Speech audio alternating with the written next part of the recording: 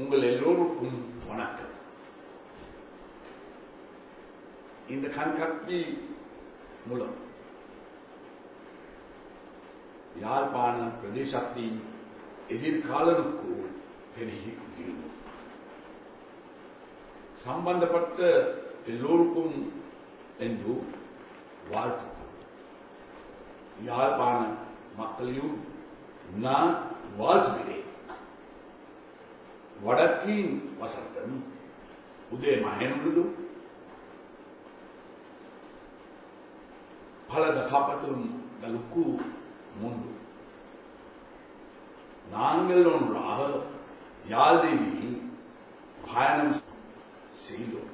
யாழ்ப்பாண மக்கள் கொழும்பில் வியாபாரம் செய்வது போல் அன்று மாதர மக்கள் யாழ்ப்பாணத்தில் ஹோட்டல் பேக்கரி நடத்தினார்.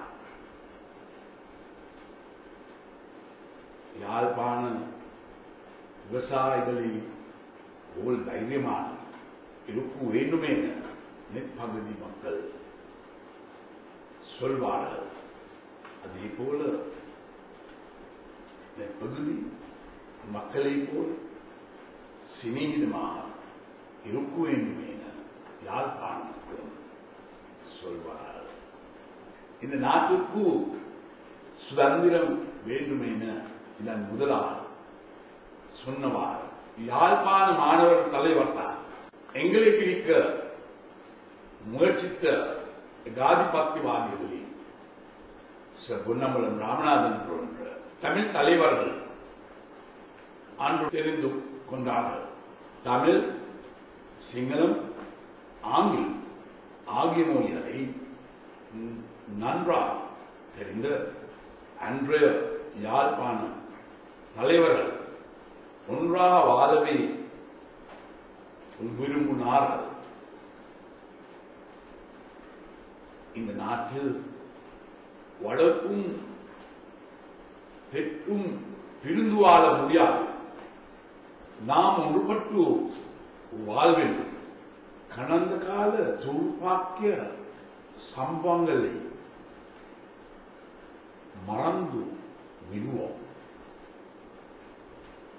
யாழ்ப்பாண மக்கள் இருந்த எல்லாவற்றையும் மீண்டும் பெற்றுத்தர நாம் நடவடிக்கை எடுப்போம்.